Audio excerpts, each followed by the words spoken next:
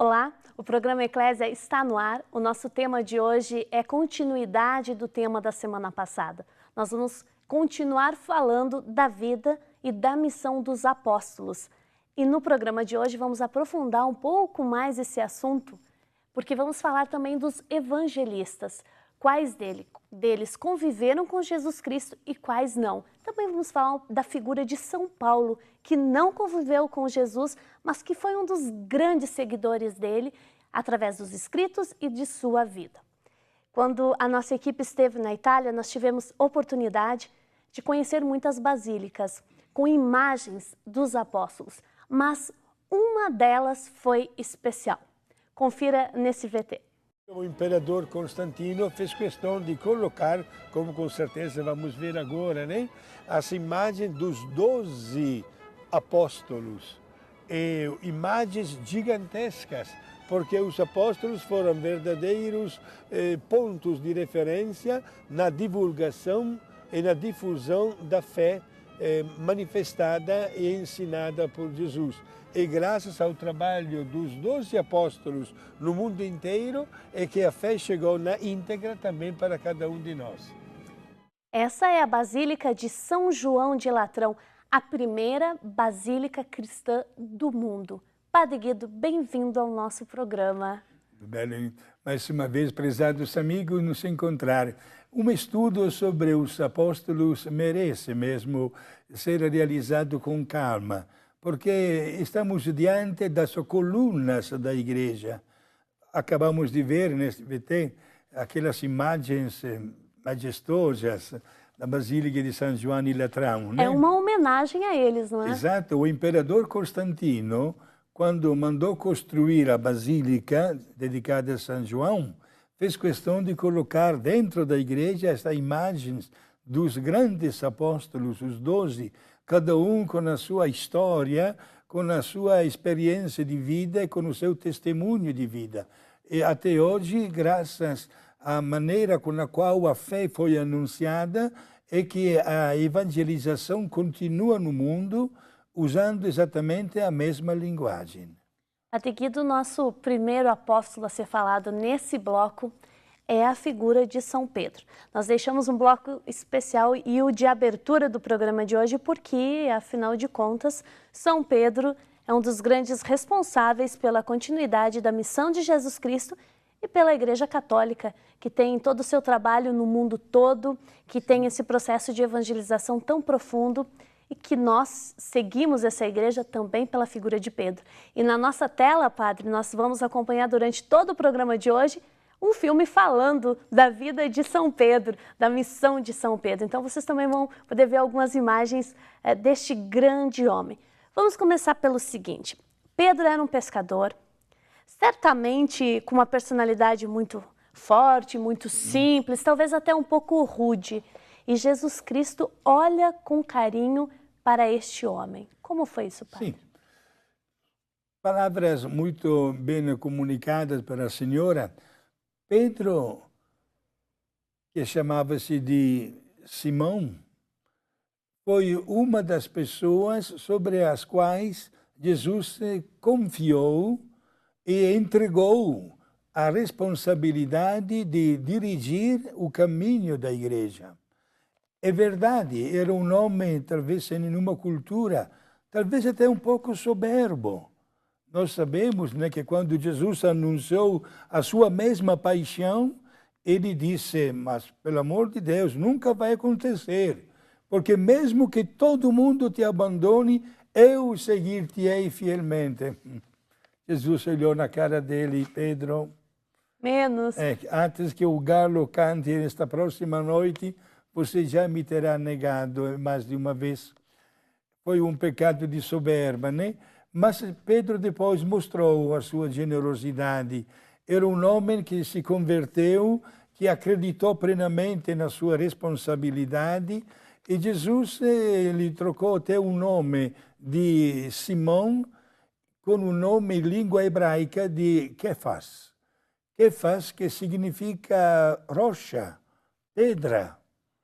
E, portanto, Jesus um dia lhe disse, podem conferir o Evangelho de Mateus, no capítulo 16, versículo 18 a 20, tu és Kefas, tu és rocha, pedra, e sobre esta pedra edificarei a minha igreja. A partir daquele momento, Pedro assumiu a responsabilidade de orientar a igreja, se tornou, em termos modernos, o primeiro Papa, representando Jesus aqui na Terra. Padre, para Pedro assumir essa tarefa tão fundamental, que foi receber as chaves da igreja e também dar continuidade a essa missão, ele já devia apresentar algumas características de uma liderança, porque uma pessoa que não tem característica de líder pode ser boa em muitas coisas, sim, mas se não tiver essa característica da liderança, não vai para frente. O senhor atribui que essa personalidade, porque sempre os filmes que nós vemos põem o Pedro, uma figura ardente, apaixonada, ele reage na hora que as coisas chegam nele. Isso também pode ter favorecido para o Pedro ser esse grande líder? Jesus respeita o caráter que nós carregamos na nossa pessoa. Jesus respeita também a figura de Pedro com essas manifestações.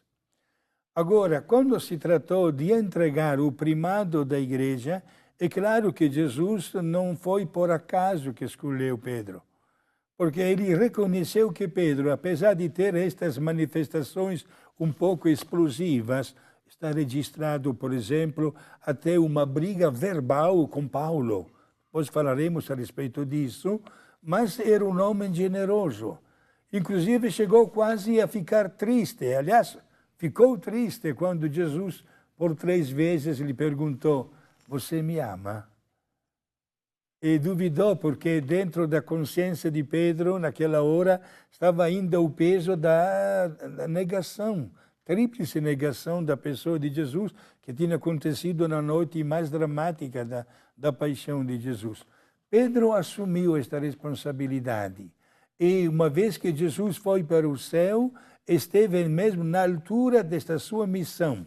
Viajou e terminou a sua vida na cidade de Roma. Por isso que a sede da Igreja Católica é Roma. Então, padre, nessa questão da figura do Pedro ser o primeiro bispo da Igreja, o primeiro Papa, desculpa, da Igreja Católica. Como é que a Igreja Católica chegou nesse consenso? Como que ela se organizou a partir de Pedro? Como é que foi se estruturando? Sim. Exato. A Igreja Católica, através de várias reuniões e concílios, programou a sua estrutura numa forma hierárquica. Isto é, colocando exatamente a máxima autoridade no representante de Cristo na Terra, que nós chamamos de Papa, colaborado pelo Colégio dos Bispos, dos presbíteros e depois dos fiéis. A Igreja, desde o começo, viveu esta forma estrutural piramidal que até hoje tem todo o respeito. E graças a Deus que nós temos o Papa. Por quê? Porque é o representante de Cristo aqui na Terra ed é a voz última e mais autêntica. Sabe de uma coisa para entender bem melhor? Um dia eu estava viajando de ônibus, tendo ao meu lado no ônibus um pastor protestante. E conversa vai e conversa vem durante a viagem. Este pastor me disse: padre, eu invejo em vocês católicos uma coisa que nós crentes não temos. Eu perguntei: qual? Vocês têm um Papa. Vocês têm uma autoridade máxima, o que nós não temos. Mas e como se estruturam essas demais igrejas? Porque todas, pelo menos aqui mais conhecidas entre nós, tem como princípio Jesus Cristo, tem o seu evangelho. Como é que elas lidam então com a figura do Pedro? Muito bem. A igreja tem o título de uma, santa, católica e apostólica. Isto é, baseada na doutrina dos apóstolos, que eram chefiados por Pedro. Por isso, esta estrutura humana, piramidal, permanece até hoje como uma das características fundamentais. A senhora acenou no começo do nosso programa aquelas belas imagens que nós vimos dos apóstolos na Basílica de São João de Latrão. Não foi por acaso que o imperador Constantino colocou aquelas imagens, porque exatamente na figura dos apóstolos, chefiados por Pedro, é que a igreja começou a sua longa caminhada. Por isso, a autoridade máxima da igreja conferida aos apóstolos, chefiados por Pedro. Nos primeiros tempos da igreja, Simone e prezados amigos, a igreja encontrou verdadeiros desafios, encontrou obstáculos na sua frente e frequentemente, digamos assim, se reuniam os apóstolos ou até os primeiros bispos que eram formados pelos apóstolos para fazer uma avaliação do valor da caminhada que se estava realizando, como superar eventuais dificuldades e como fazer mais um passo para frente no caminho da evangelização. Pedro, ele negou a Cristo 3 vezes. Sim. Tomé entregou Cristo, vendeu Cristo, fez uma troca. Tomé se suicidou ou, enfim, tem outras teorias para explicar. Sim. Pedro não. O que redime Pedro? O que faz com que Pedro não chegue ao patamar do Tomé, não? Desculpa, de Judas Iscariotes, padre. Desculpa, são tantos que eu acabei me confundindo. Não tem problema, já todo mundo entendeu que o senhor queria falar de Judas, né? Porque existe sempre dentro da pessoa humana a voz da consciência. E quando uma pessoa percebe de ter errado e apresenta o seu pedido de perdão para Deus, nunca será rejeitada. Será amada por Deus. Entendeu? Portanto, Deus existe na vida de cada um de nós como a pessoa número 1, na prioridade absoluta. E é bom dizer isso, porque, volto a repetir, por tão grave que seja a nossa fraqueza humana, será sempre inferior à misericórdia de Deus. Deus não olha para o nosso passado, olha para o momento presente, pela capacidade que nós temos de sermos hoje melhores e diferentes de ontem. E é interessante porque Pedro se arrepende amargamente. Sim. E ele não desiste, ele não abandona, né? Aliás, quer saber um pouco mais? Esta parte do Evangelho que fala desta amargura, em primeiro lugar, Pedro saiu já daquele sinédrio, daquele pátio, já perturbado na sua consciência. Mas quando Jesus ressuscitado depois, por 3 vezes fez aquela pergunta, você me ama? Aí ficou mais uma vez triste, porque pesava na consciência. E este capítulo, que é exatamente o capítulo 21 do Evangelho de São João, não fazia parte do Evangelho de João. Foi encontrado este capítulo 300 anos depois. Nossa. E foi encaixado no Evangelho de São João exatamente para restabelecer, digamos assim, um equilíbrio entre a tríplice negação de Pedro com a tríplice afirmação do amor que ele tem para com Jesus. Bonito, não é, padre? E aí revela também essa grande figura que é Pedro. Exato. Nós temos 2 apóstolos que nós não conversamos ainda. É o Mateus, ou Levi, o publicano, sim, e o Tiago menor. A gente já falou do sim, Tiago maior no outro programa. Exato. Quem são esses 2? Certo. Tiago menor, o filho de Alfeu, chamado até Alfeu, ele é um dos 12 apóstolos que também acompanhou Jesus. Da vida dele nós sabemos que, obedecendo à ordem de evangelizar o mundo, ele escolheu a parte oriental da atual Palestina. Praticamente foi para o Líbano e foi para a Síria, etc., né? E a atual Jordânia. E foi aí que encontrou, inclusive, a morte, né? E foi apedrejado também ele. Certo? Ao passo que Mateus, o chamado Levi, ou publicano, aí merece um capítulo particular. Em primeiro lugar, porque o nome de publicano, uma palavra que nós hoje não usamos, era um nome muito mal visto pela opinião pública. Ele era meio corrupto? Meio? Muito mais do que meio. Eu vou dizer o porquê. Gente, ninguém se escandalize, é porque é assim.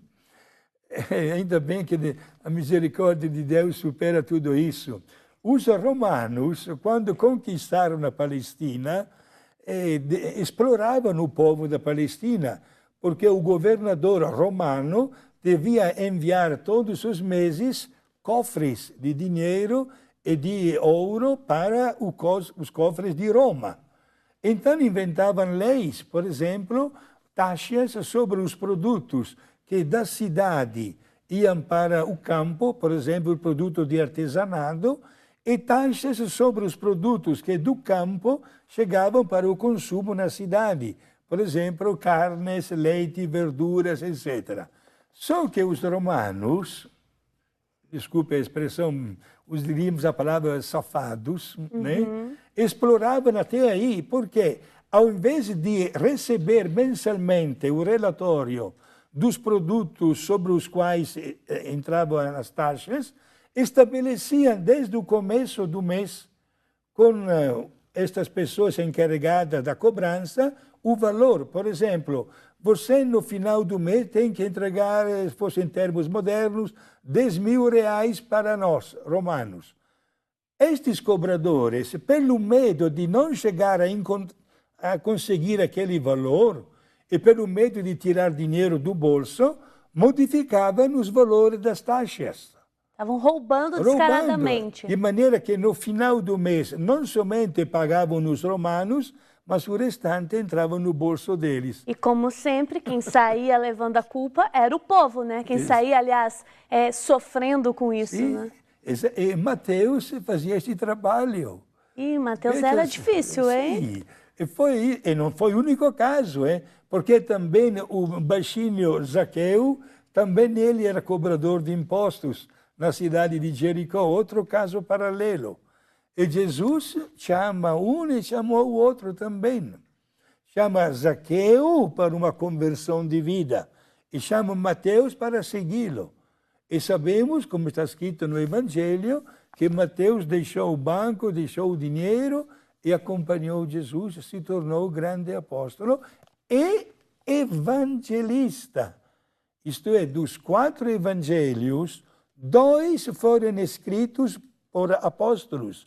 O evangelho temos de Mateus e o evangelho de João. Muito bem. E para nós falarmos mais do evangelho de Mateus e de João, no próximo bloco, nós voltamos. E vamos falar também de uma pessoa bastante interessante da Bíblia, o Paulo. Afinal, ele foi apóstolo também, mesmo não tendo vivido com Jesus? Nós voltamos daqui a pouquinho.